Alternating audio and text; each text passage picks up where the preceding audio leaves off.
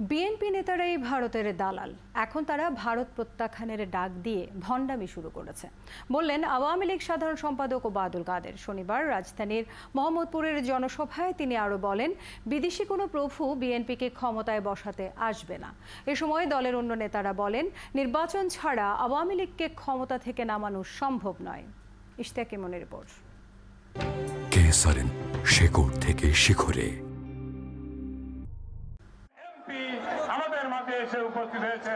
রাজধানীর মোহাম্মদপুরে আওয়ামী লীগের শান্তি সমাবেশে দুপুর থেকেই নেতাকর্মীদের উপচে পড়া ভিড়।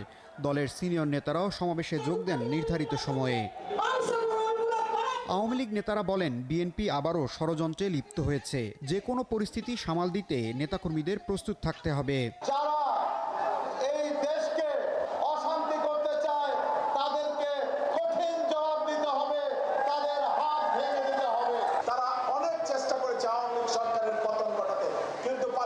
বিএনপি মুখে গণতন্ত্রের কথা বলে, কিন্তু নির্বাচনে আসতে ভয় পায়। ষড়যন্ত্র করে পেছনের দরজা দিয়ে ক্ষমতায় আসতে চায় বলেও অভিযোগ করেন ক্ষমতাসীনরা।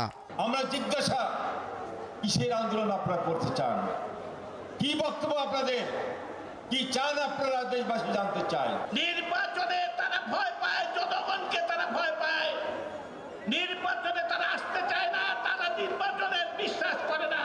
আওয়ামী লীগ নেতারা বলেন, বিএনপি বারবার তারিখ দিয়েছে সরকার হটানোর, কিন্তু কিছু করার ক্ষমতা নেই তাদের।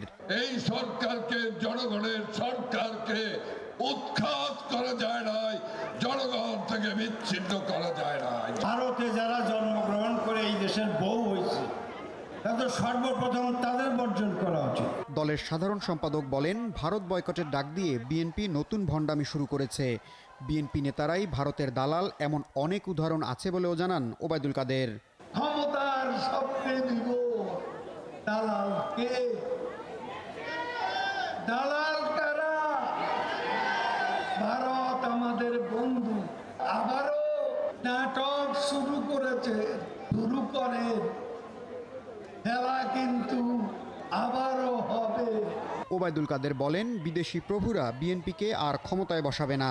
নির্বাচন ছাড়া তাদের সামনে আর কোনো পথ খোলা নেই। ইশতিয়াক ইমন, ৭১, ঢাকা।